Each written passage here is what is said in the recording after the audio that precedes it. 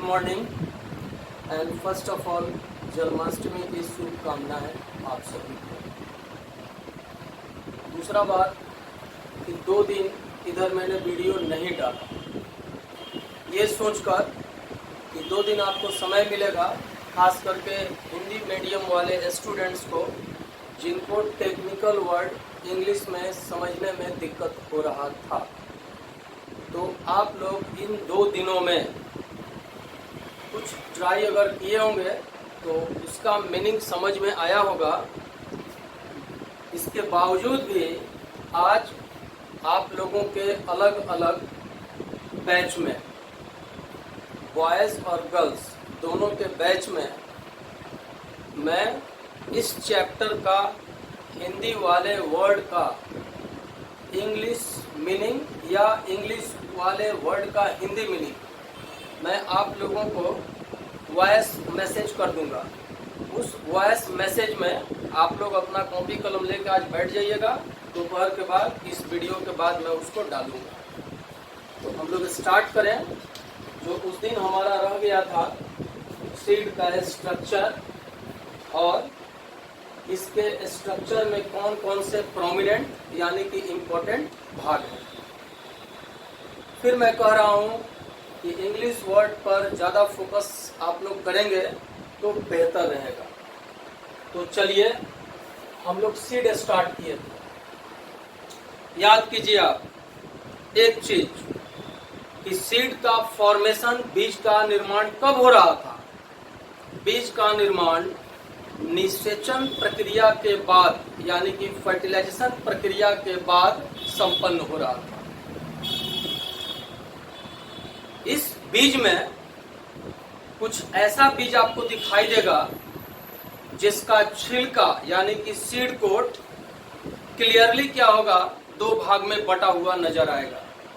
लेकिन बहुत सारे ऐसे बीज होंगे जिसमें आपको साफ साफ उसके सीड कोट का दोनों पार्ट दिखाई नहीं देगा। तो पहले हम लोग ये देखें कि बीज का कितना पार्ट होता है, हर पार्ट का अलग अलग क्या क्या इम्पोर्टेंस है और कौन सा बीज प्लांट के, कौन से बीज का भाग प्लांट के कौन से भाग का निर्माण करता है। तो पहला चीज क्या है, सीड। सीड का 2 भाग था। एक भाग हमने आपको बताया था सीड कोट यानी कि बीज कवच और दूसरा भाग है एम्ब्रियो।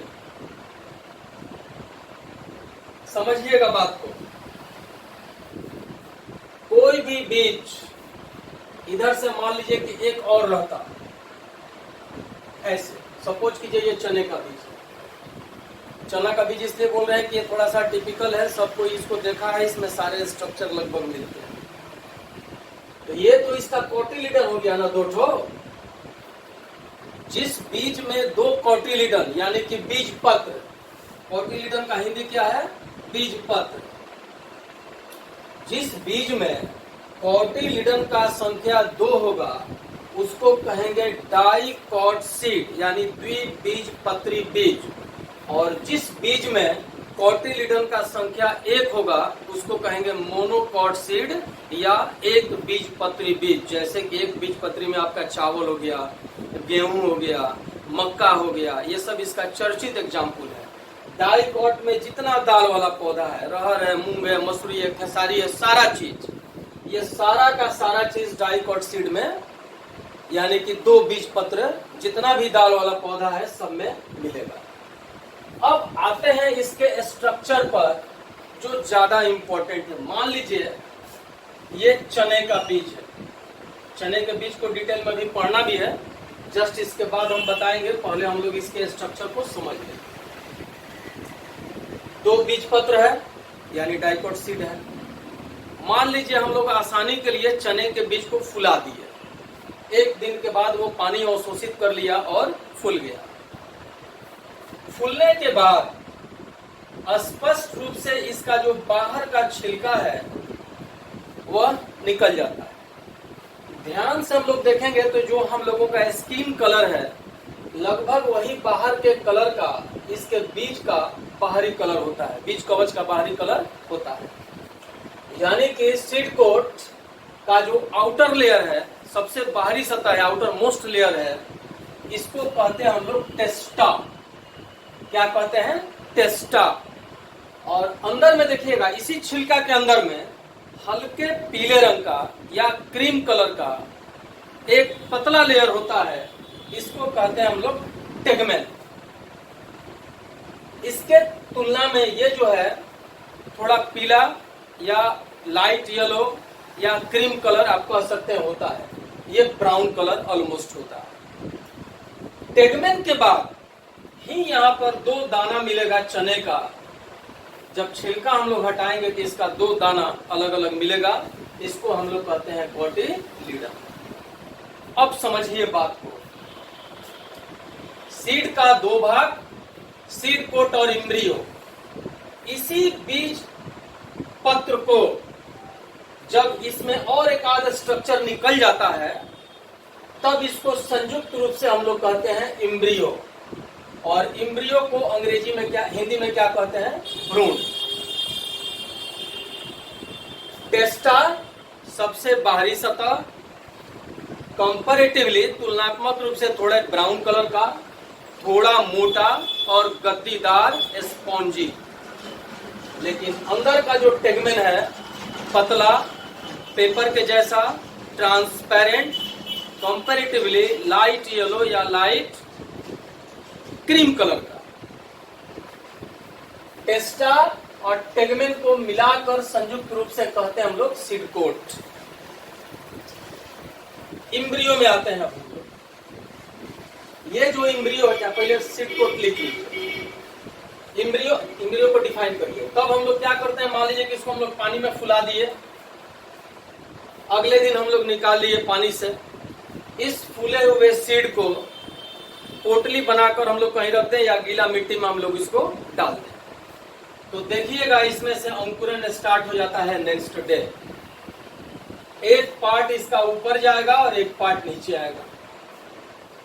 जो पार्ट ऊपर जाएगा वह सूट यानी कि तना, और सूट सिस्टम यानी कि तना तंत्र यानी कि पत्ता, उसमें फिर फ्लावर, उसमें फिर एपिकल बर्ड, स्टेम, ये सब चीज का फॉर्मेशन करेगा। इसको हम लोग कहते हैं प्लीम्यूल। ऊपर वाले को क्या कहते हैं? प्लीम्यूल। जो पार्ट नीचे आएगा इसको कहते हैं हम लोग रेडिकल। और ये जो रेडिकल है ये रूट का निर्माण करेगा। अभी तुरंत इसको डिटेल में पढ़ा रहे हैं, प्लीम्यूल को भी और रेडिकल को भी। तो ये सब को, ये बीज पत्र और ये अंकुरण वाला जितना पार्ट निकला, इस सबको संयुक्त रूप से मिला के क्या कहते हैं? इम्ब्रियो। और इम्ब्रियो और सीड कोट, इस सब को मिला के कहते हैं सीड। तब इम्ब्रियो क्या हो गया? एक प्रकार का, यहीं से ना पौधा डेवलप हो रहा है। तो इम्ब्रियो एक प्रकार का यंग यानी कि नौजवान, मिनिएचर यानी कि छोटा प्लांट हो गया। अंग्रेजी में इसको डिफाइन करेंगे, इम्ब्रियो को young miniature plant enclosed within the seed coat. माने यह भ्रूण जो है एक प्रकार का नौजवान या नया मिनिएचर यानी कि छोटा पौधा होता है, जो बीज कवच यानी सीड कोट के अंदर बंद रहता है। अब आइए पहले इस बात को हम लोग लिख लें, तब उसके बाद हम लोग बात करेंगे। तो पहला पॉइंट आप लोग पहले इसको डिफाइन कर लीजिए। इंग्लिश वाले बच्चे उस दिन लिखे होंगे, हिंदी में इसको लिख लीजिए। भ्रूण एक प्रकार का यंग मिनिएचर, एक प्रकार का यंग मिनिएचर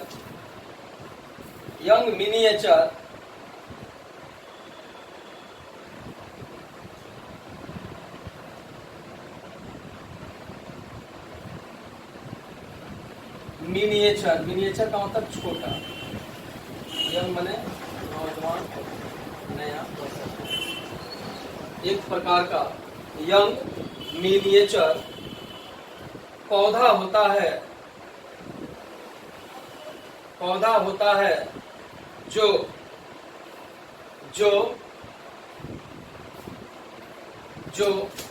सीड कोट को हिंदी में क्या कहते हैं? बीज कवच। जो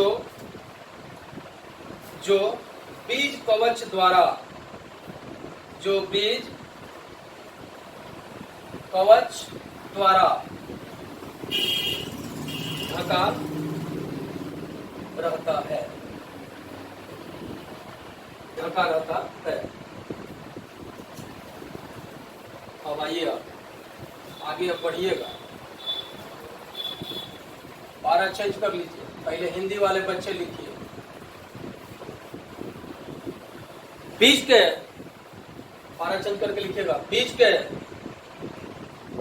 दो भाग, बीज के दो भाग सीड कोट तथा इम्ब्रियो होते हैं, इम्ब्रियो होते हैं। सीड कोट दो भागों का बना होता है, जिसमें बाहर वाले को टेस्टा, बाहर वाले को टेस्टा एवं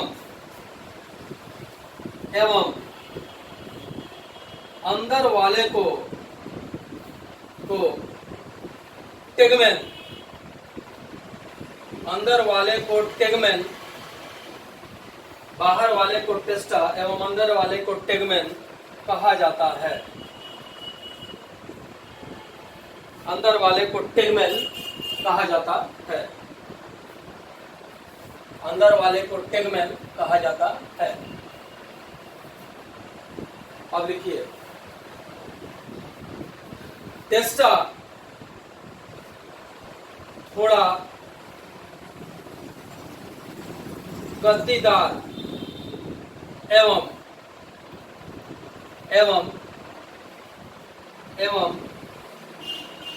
थोड़ा मोटा तथा गाढ़े रंग का होता है, जबकि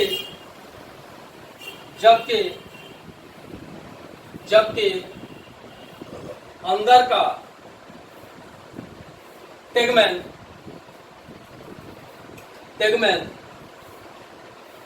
हल्के क्रीम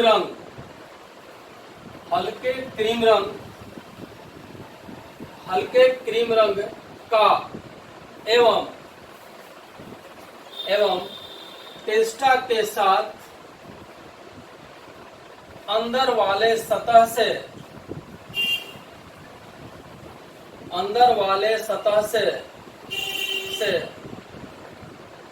जुड़ा रहता है, अंदर वाले सतह से जुड़ा रहता है।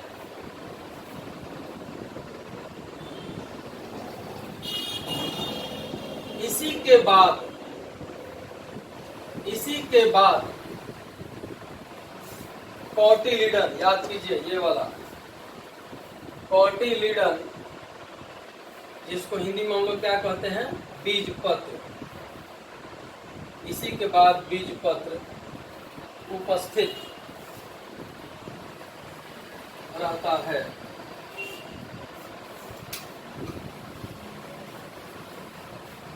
बीजपत्र उपस्थित रहता है। अब चलिए, हिंदी में तो हो गया, अंग्रेजी वाले बच्चे लिखिए। सीड, इंग्लिश वाले बच्चे आ जाइएगा। Seed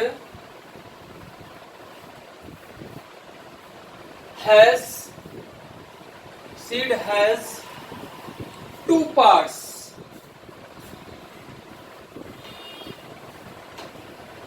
Seed has 2 parts.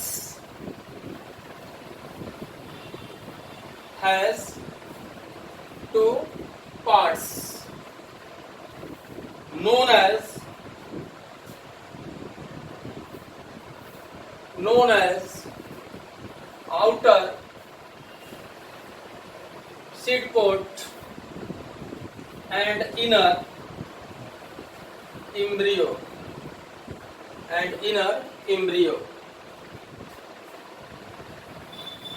outer seed coat and inner embryo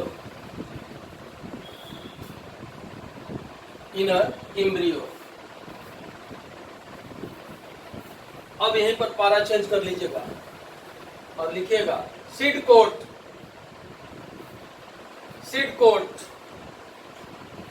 is consisted of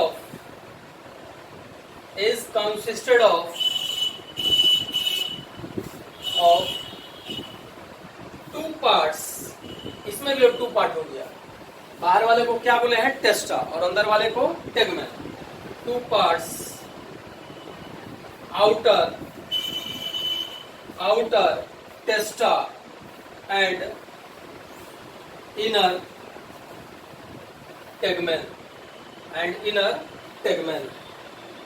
outer testa and inner tegmen।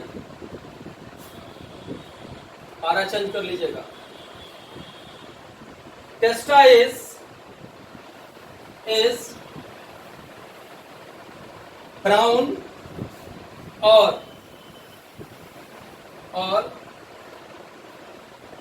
deep in color, चाहे सीधे कर लीजिए। Brown deep in colour and क्या बोले? गद्दीदार होगा। इसको कहते हैं हम लोग इंग्लिश में लेदरी। क्या कहते हैं? Leathery. And leathery L-E-A-T-H-E-R-Y and leathery L-E-A-T-H-E-R-Y leathery in texture हम लोग कहते हैं कि अगर उसको छू करके हम लोग फील करेंगे तो इसको कहते हैं हम लोग texture, leathery in texture.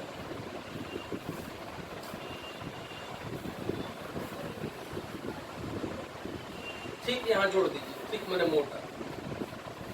टेस्टा is thick brown deep in colour. ठीक है, वर्ड जोड़ दीजिए। ठीक मैंने मोटा। Leathery in texture. Para change कर दीजिए। 2 पार्ट इसका बोले थे। टेस्टा हो गया, टेगमेन लिख दो। Tegmen is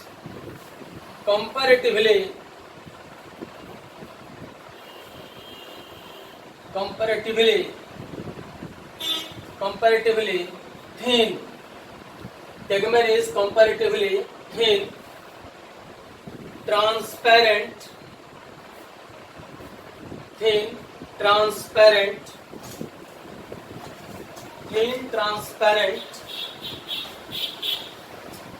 and is transparent, comma कर दो, light in color, light yellow or cream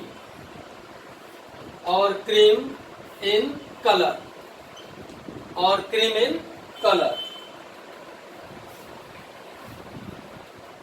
attached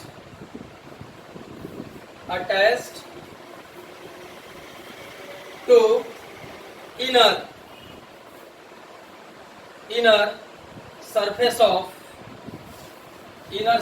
of टेस्टा, यानी बाहर वाले टेस्टा के अंदर वाले सतह से टेगमेन क्या होता है? जुड़ा होता है। आफ्टर दिस क्या मिलेगा? कोटिलीडर, बीज पत्र। After this cotyledon is present. बस ये इतना हो गया हम लोगों का टेस्टा और टेगमेन। अब दूसरा बात हम लोगों का क्या आएगा? एम्ब्रियो। लेकिन एक चीज यहीं पर दोनों बच्चे घेरिएगा, हिंदी वाला और इंग्लिश वाला, कभी कभी कंफ्यूजन आप लोगों को हो जाएगा, तो ब्रैकेट में घेर लीजिए। हम क्या बोले अभी कि अगर एक कोटिलीडन मिलेगा तो मोनोकॉट यानी कि एक बीजपत्री, और 2 कोटिलीडन मिलेगा तो यानी कि डाइकॉट यानी कि 2 बीजपत्री। तो ओनली वन कोटिलीडन, ओनली वन कोटिलीडन मतलब एक बीज पत्र बराबर जिस बीज में मिलेगा इसको क्या कहेंगे, मोनोकॉट सीट, यानी कि एक बीज पत्री बीज। ठीक, जैसे कर लीजिए एग्जाम्पल, राइस, मेज, व्हीट, पीटीसी, गेहूं। व्हीट को इंग्लिश में क्या कहते हैं, गेहूं। ठीक उसी तरह से अब क्या हो जाएगा, 2 कोटिलीडन्स, 2 कोटिलीडन्स यानी कि द्विबीजपत्री। इसमें क्या हो जाएगा, 2 कोटिलीडन्स मिल गया तो इसको कहेंगे हम लोग डाइकॉट सीट। हिंदी में लिख लीजिए द्विबीजपत्री बीज। जैसे जितना दलहन का पौधा है, जितना दाल है सब, प्लस आम है, इमली है, महुआ है, जितना भी चीज है। तो एग्जाम्पल कर लीजिए, सभी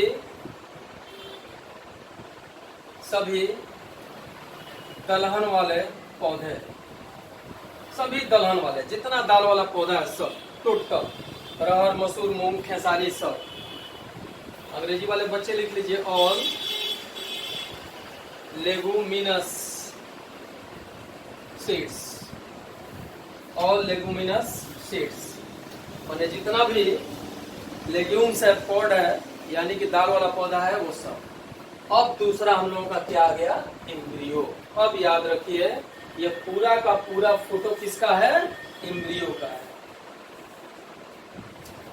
फिगर, ये फिगर कर लीजिए एम्ब्रियो। आप लोग ये बनाए होंगे, नहीं बनाए हैं तो बना लीजिए। हेडिंग मारिए एम्ब्रियो, बहुत ध्यान से सुनिएगा, अभी तुरंत समझाएंगे, 1 मिनट में सब समझ लीजिए। तो हेडिंग हम लोग मार दिए एम्ब्रियो।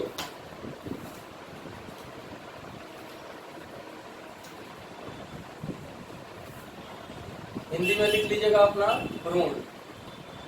समझिएगा बात को बालक, नहीं तो फिर कभी नहीं समझ पाइएगा इसको। ये देखिए, ये हो गया कोटिलीडन और ये हो गया बाकी इसका रेस्ट पार्ट, जो भी हम समझा तुरंत आपको समझा रहे हैं। जहां पर कोटिलीडन जिस अक्ष से, मतलब जर्मिनेशन के बाद जिस अक्ष से जुड़ा रहेगा, इस अक्ष को कहते हैं हम लोग एम्ब्रियोनिक एक्सिस या टाइगेलम। यानी कि ये वाला जो पार्ट है जहां से ये कोटिलीडन जुड़ा है, इसको हम लोग क्या कहते हैं, टाइगेलम। तो सीड का कई गो भाग था, सीड कोट, याद कीजिए सीड कोट था, और ये क्या था, एम्ब्रियो। तो एम्ब्रियो के बारे में हम क्या बोले अभी थोड़ी देर पहले, यह एक प्रकार का मिनिएचर, यंग मिनिएचर प्लांट होता है। तो कैसे होगा और एम्ब्रियो का कितना भाग होगा, तो एम्ब्रियो का 4 भाग, रटने के ख्याल से लिख लीजिएगा 4 भाग। तो लिख लीजिए एम्ब्रियो के मुख्य रूप से 4 भाग होते हैं, 4 भाग होते हैं। इंग्लिश वाले लिखिए, एम्ब्रियो has mainly 4 parts। क्या क्या है, पहला पार्ट देख लीजिए, क्या हो गया, कोटिलीडन। ए हो गया कोटिलीडन। बी, ये देखिए सबसे ऊपर क्या है, प्लीम्यूल। हिंदी में लिख लीजिएगा प्लूमूल, प्लूमूल। सी, इस पार्ट को हम लोग नहीं मानेंगे, ये इसी का पार्ट है, अभी हम तुरंत समझाएंगे। हाइपोकोटाइल, ये वाला हाइपोकोटाइल, हिंदी लिखिए हाइपोकोटाइल। और चौथा हो जाएगा डी, ये रेडिकल, रेडिकल, रेडिकल। अब समझिएगा, देखिए इसको थोड़ा देर के लिए रोकिए। इसका P, ये हो गया H और ये हो गया R, PHR, यानी कि प्लेम्यूल, हाइपोकोटाइल और रेडिकल। इन तीनों को मिला करके हम लोग क्या कहते हैं, एम्ब्रियोनिक एक्सिस या टाइगेलम। ठीक, तो पारा चेंज कीजिए यहाँ पर और आप लिखिए, पहले हिंदी वाले बच्चे लिखिए, लिखिए प्लेम्यूल कॉमा हाइपोकोटाइल, हाइपोकोटाइल तथा रेडिकल, रेडिकल, हाइपोकोटाइल तथा रेडिकल, तीनों को संयुक्त रूप से मिलाकर, तीनों को संयुक्त रूप से मिलाकर क्या बोलते हैं, भ्रूणीय अक्ष, भ्रूणीय अक्ष यानी एम्ब्रियोनिक एक्सिस अथवा टाइगेलम, टाइगेलम, टाइगेलम कहा जाता है, कहा जाता है। इंग्लिश वाले बच्चे लिखिए प्लेम्यूल कॉमा कर लीजिए, hypocotyl and radicle are collectively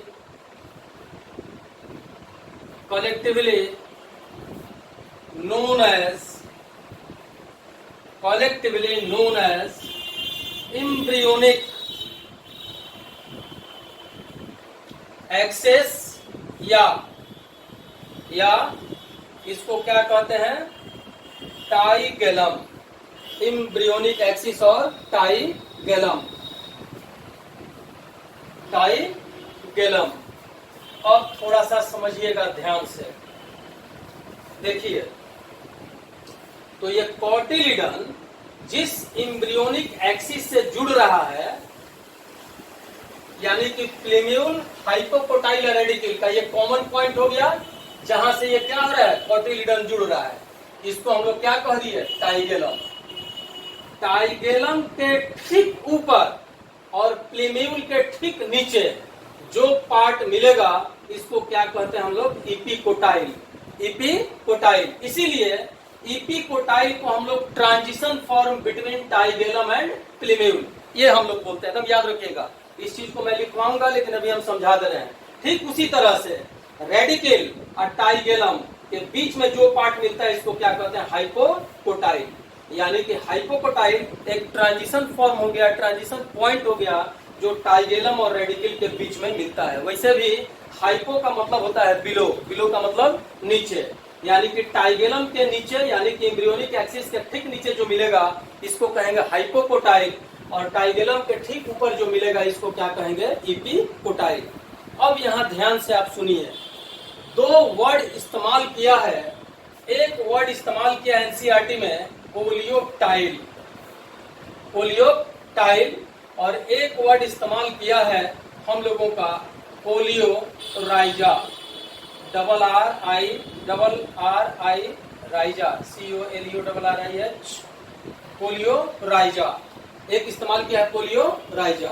अब देखिए, कभी कभी मेडिकल में एकदम आता है अल्टरनेट करके कि पोलियोटाइल किसका पार्ट है या पोलियोराइजा किसका पार्ट है, या पोलियोटाइल का फॉर्मेशन कैसे होता है या क्या होता है, पोलियोराइजा क्या होता है। तो समझिए, राइजा, पोलियोराइजा, राइजा में र यानी कि रूट, ये जो टिपिकल पार्ट है रेडिकल का, ये टिश्यू के मांस के द्वारा घिरा रहता है।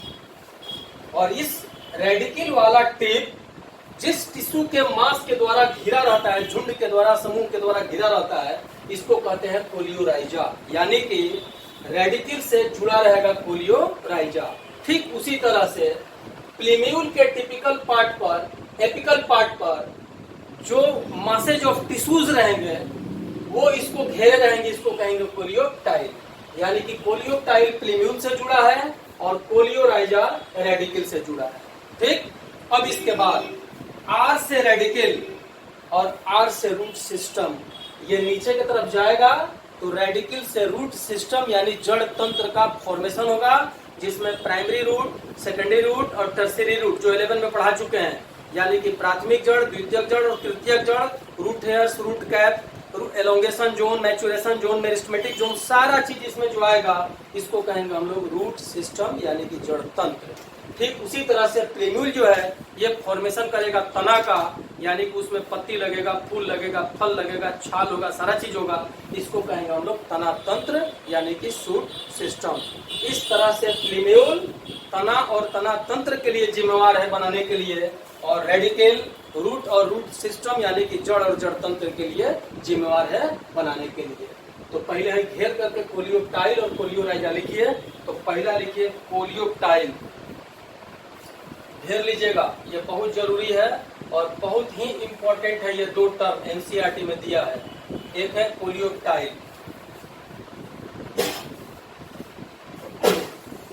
कोलियोटाइल लिखो, कोलियोटाइल में लिखो। हिंदी वाले पहले अंग्रेजी वाले बच्चे लिखिए। ठीक है, प्लीम्यूल हैज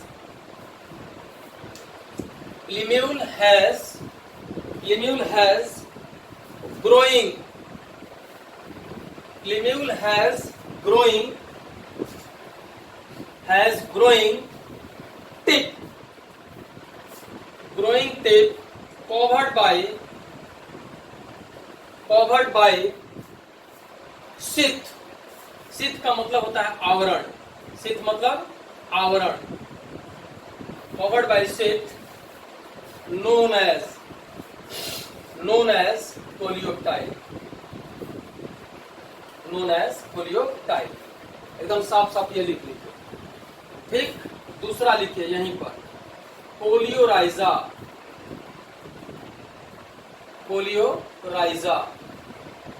पहले अच्छा हिंदी वाले पहले लिख लीजिए, इसी में हिंदी वाले इसमें ये कोलियोटाइल में लिखिए। प्लीम्यूल में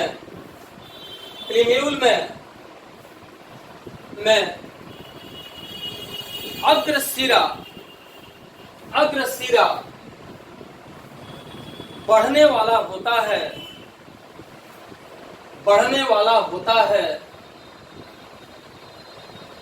जो कि एक आवरण द्वारा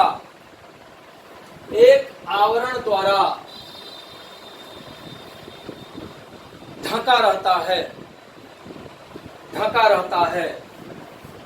इसे ही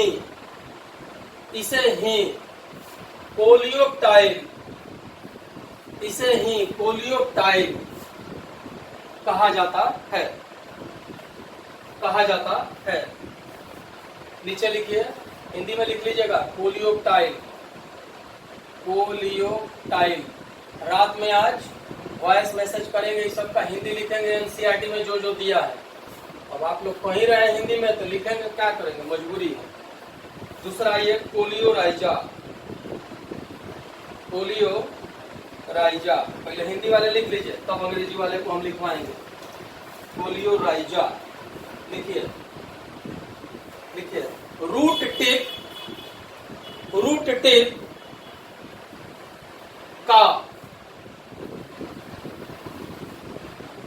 टिप का बढ़ने वाला भाग एक विशेष प्रकार के आवरण द्वारा घिरा रहता है, जिसे कोलियोराइजा जिसे कोलियोराइजा कहा जाता है। अंग्रेजी वाले लिखिए, root has growing tip covered by sheath known as covered by sheath known as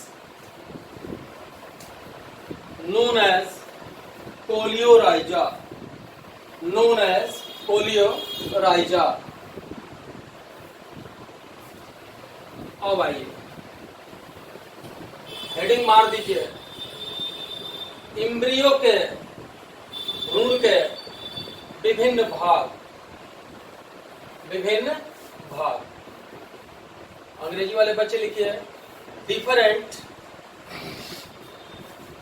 parts of embryo.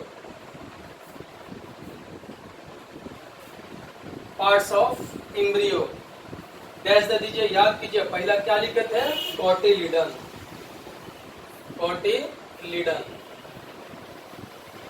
तो कभी कभी कोटिलिडन में भी भोजन संचित रहता है, तो लिख लीजिए, वन कोटिलिडन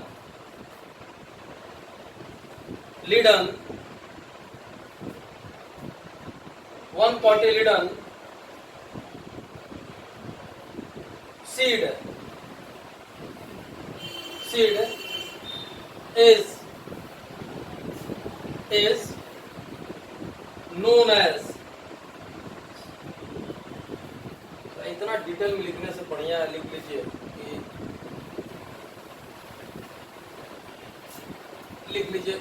सीधे सिंपल लैंग्वेज में, कोटिलिडन में may be 1 or 2 in a sheet, full stop. When only one cotyledon is present, the seed is monocot seed. Example, rice अभी लिखा है ऊपर, राइस है, मेज है और व्हीट। हिंदी वाले बच्चे लिखिए, कोटिलिडन का संख्या 1 या 2 किसी भी बीज में हो सकता है। 1 या 2 किसी भी बीज में हो सकता है।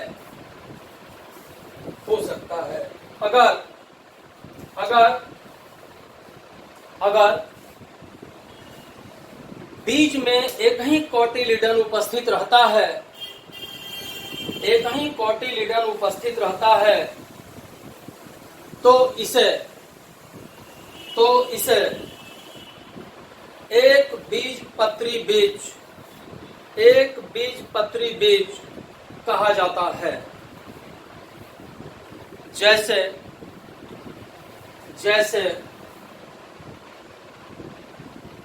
राइस, व्हीट तथा मक्का, यानी कि मेज। हो गया, यहीं पर पारा चेंज कीजिए और इंग्लिश वाले बच्चे लिखिए, when पारा चेंज करके, when two cotyledons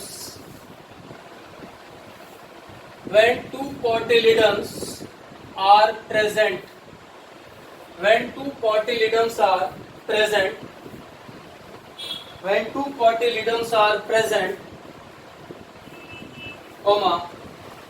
the seed is dicot seed। Example हो गया, सारा बोलबे क्या है लेगुमिनस, लेकिन सबसे यहाँ जो हम लोगों को पढ़ना है सीड में, उसमें लिख लीजिए ग्राम माने चना, ग्राम सीड। हिंदी वाले बच्चे लिखिए, जब बीज में दो बीज पत्र मिलते हैं, जब बीज में दो बीज पत्र मिलते हैं तो इसे डाइकॉट सीड, तो इसे डाइकॉट सीड कहा जाता है। ब्रैकेट में कर लीजिएगा, द्विबीजपत्री बीज, द्विबीजपत्री बीज कहा जाता है। बाकी तो ये बात लिखवाए हैं आपको कि प्लीम्यूल, हाइपोकोटाइल और रेडिकल मिलकर के क्या बोलते हैं, एम्ब्रियोनिक एक्सिस या भ्रूणीय अक्ष, इसी को क्या कहते हैं, टाइगेलम। ठीक, अब आइए दूसरा है, ये हो गया पहला कोटिलीडन ए। अब बी में आइए, प्लीम्यूल, प्लीम्यूल, प्लीमूल, हिंदी में भी बोलेंगे, जितना भी होगा लिखिए। यह, हिंदी वाले बच्चे लिखे, यह सबसे ऊपरी सिरा,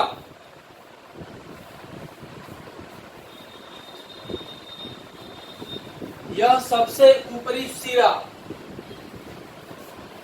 होता है जो आगे चलकर सूट माने तना, जो आगे चलकर सूट तथा तना तंत्र का निर्माण करता है,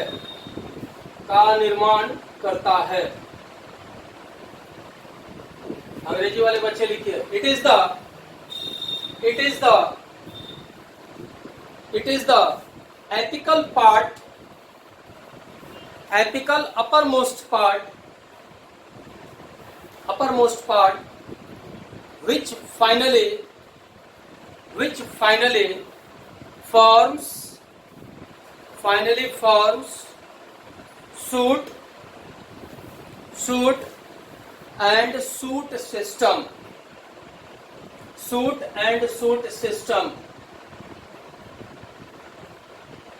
and shoot system हो गया। डी के बाद हम लोगों का हो जाएगा, देखिए हम इसका पॉइंट नहीं बनाना चाह रहे इसलिए कि ये इसके पॉइंट में नहीं है, हम लोग सीधे लिख देंगे कि टाइगेलम के ऊपर और प्लीम्यूल के नीचे जो मिलता है वो इपिकोटाइल होता है। तो ये बात हम लोग लिख लें यहीं पर, देखिए हिंदी वाले बच्चे लिखिएगा, just below प्लीम्यूल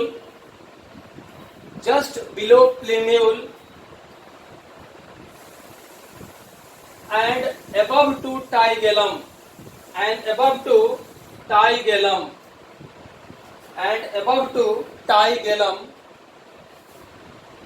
epicotyle is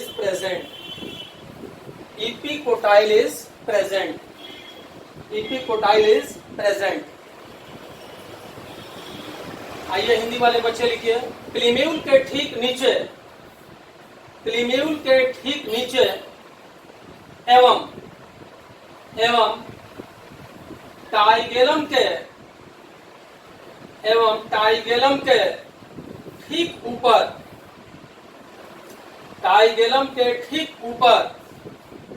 epicotyl उपस्थित रहता है।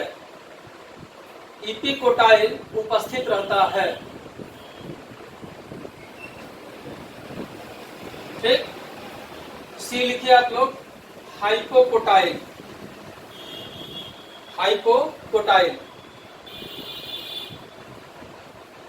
लिखिए, just below to tigellum and above to radical hypocotyle is present, Hindi वाले बच्चे लिखिए, टाइगेलम के ठीक नीचे एवं एवं रेडिकल के ठीक ऊपर हाइपोकोटाइल उपस्थित रहता है। अब हम लोगों का एक ही पार्ट बचा रह गया लास्ट में, रेडिकल। हम लोग डी लिखे, रेडिकल, RADICALE, रेडिकल लिखिए। It is the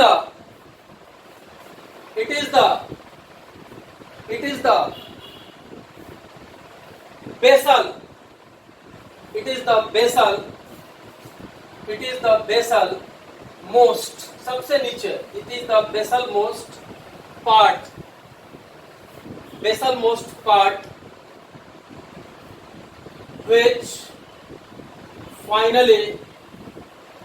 which finally develops root and root system.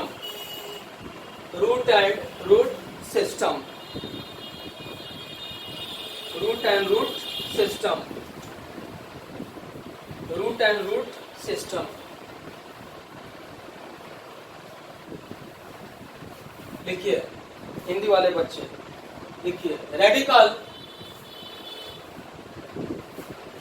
सबसे नीचे का अग्र सिरा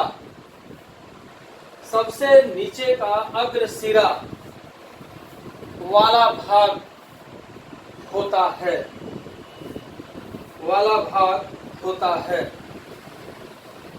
जो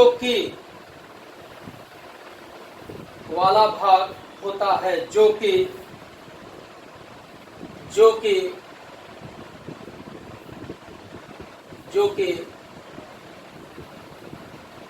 बाद में जड़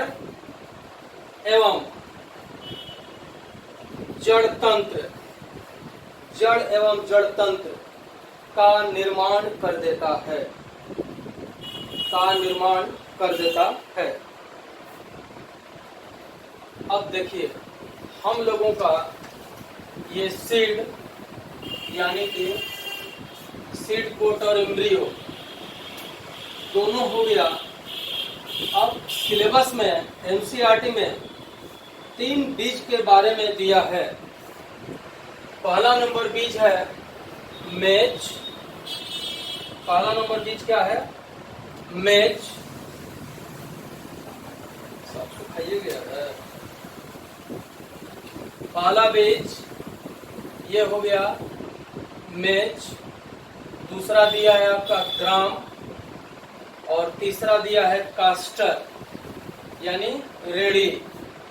ये हो गया मक्का, ये हो गया चना, और ये हो गया रेड़ी। ये तीनों बीज का रचना हम लोगों को पढ़ना है, इसका विशेषता पढ़ना है। पढ़ लीजिएगा आप लोग एनसीईआरटी में, समझ में जितना आएगा ठीक है, नहीं तो इसको मैं कल पढ़ाऊंगा। ठीक, शाम तक इंतजार कीजिएगा, मैं वॉइस रिकॉर्डिंग भेजूंगा। इंग्लिश का हिंदी वाला जो मीनिंग है, वर्ड मीनिंग है एनसीईआरटी का, मोटे स्याही वाला, मोटे अक्षर वाला जो लिखा हुआ। ठीक, तो हम लोग आज यहीं पर बंद करते हैं, यहीं रोकते हैं। जाइए पढ़िए। धन्यवाद। Best of luck.